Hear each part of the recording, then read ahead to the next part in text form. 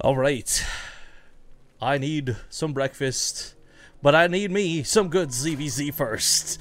It's the last match of the European group, guys. Of course, we still have the Korean group and the wildcard groups. Both are absolutely stacked with fantastic players. But spawning here to see if he can make it into the round of 8. It's the yellow Zerg from Root Gaming, Petraeus. Number right as the red Zerg. Hey, it's TargA. Ooh, that pool though. Those pools. Those pools though, yeah, you're right.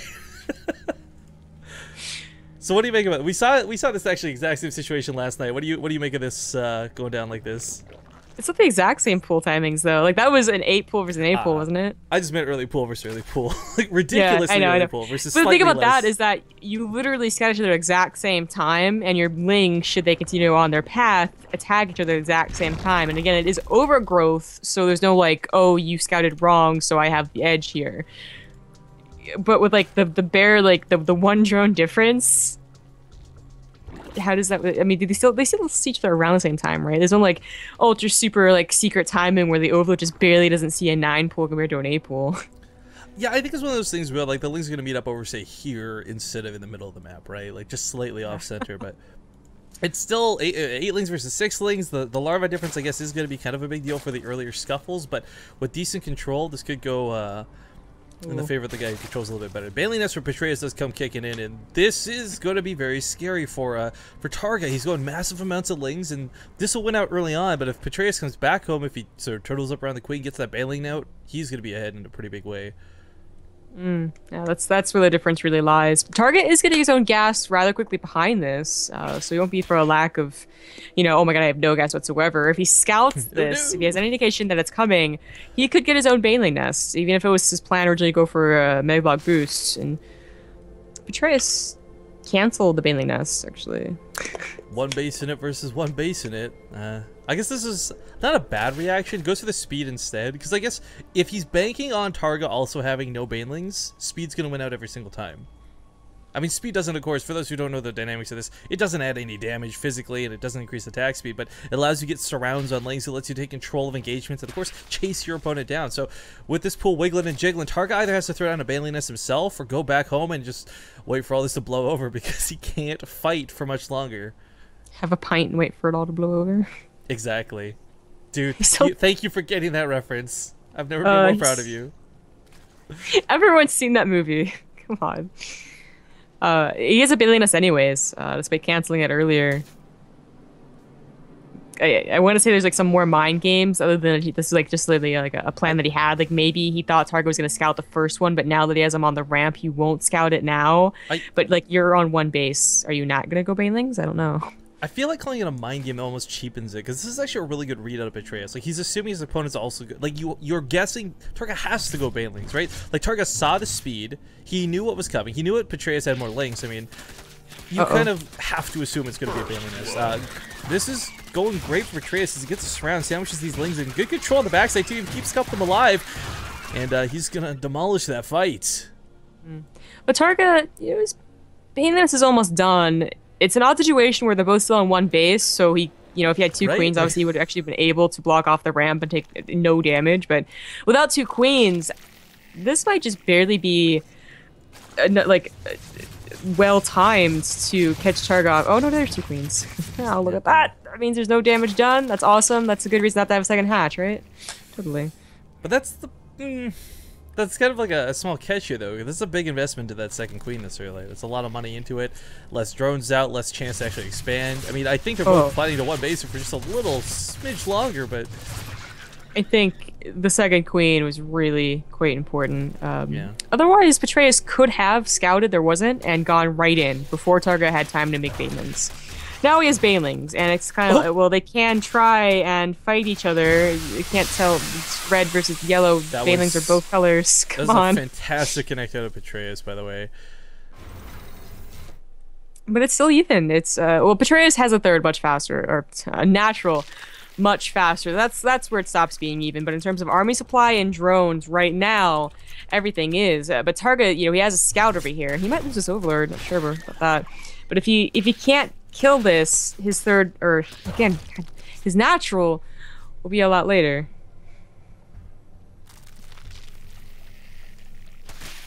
Well, still dancing around the middle of the map. It is very volatile with these lings. Nobody with a carapace upgrade, which means nobody can soak those hits. And I mean, this could still go very poorly for Petraeus. He started this off quite well with his trades. Both players are just kind of chipping away at what they can, the best they can. But you know, TargA does have an expansion down. So does Petraeus. It could very well normalize. The difference is though, Petraeus does enter this mid game with less drones. So that's gonna sting a little bit, but really, it's 4 drones difference. I would hardly call this the end of the game. Petraeus is a little bit of a counterattack here. That's why TargA's making more lings, banelings. I realizes Petraeus had the lead in lings just a second right there, and banelings. His own are about to finish. This is so dangerous, Petraeus. Yeah, please. I think if you got that manual detonation, you could have got 4 of those banelings, but that's a tricky and a very difficult maneuver to take. As oftentimes manual detonations hurt more than help. Does kill 2 of the creep tumors through coincidence of positioning, I guess, but even 3. Yeah. But there's that drone count catching up. He's gonna take a drone lead here as he snuck 6 drones out behind this aggression. He's still got a couple of circlings and banelings dancing in the middle of the map, so it's not gonna be easy for TargA to just run across and truck his opponent. I'm surprised he's getting lings though. You know, he has decent overload coverage to see that Petraeus is no longer reinforcing. So I gotta imagine, yeah, okay, he's gonna attack himself. He is down by 10 drones now. Stop hitting yourself. Stop hitting yourself. Stop attacking yourself. Comma himself. I don't know if it's really gonna work though. I mean, so far they've just been like kind of like glancing off each other, and it's really been about who can drone the smartest behind it. And that's Petraeus so far has been the one to do that, right? He's up in by 8 drones. TargA would have to do something really very fancy here to bring that back. And well, just a lot of banelings isn't fancy, but it'll work. Oh, good trade out of Petraeus, though. He's still got more where that came from. The spine crawler's here as well, and I think he should be able to deflect this. Transfuse could go down the spine crawler. Queen's almost got enough energy, but he holds, and he holds really well against what was looking to be almost overwhelming odds. Yeah. That was a lot of banelings. But 2 more on the way for Petraeus, or yeah, 2 more on the way. He still has a queen, still has a spine crawler. Again, he can transfuse in a couple of seconds. TargA.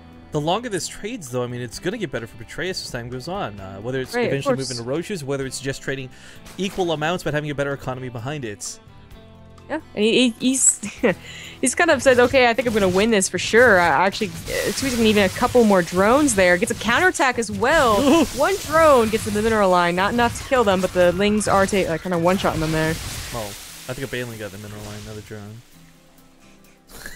No, Rifkin, there are drones in the mineral Trojan line. horse! Trojan horse! You disguise yourself with like changeling goo to look like a drone. You'll walk in, there's the baneling. Kaboom!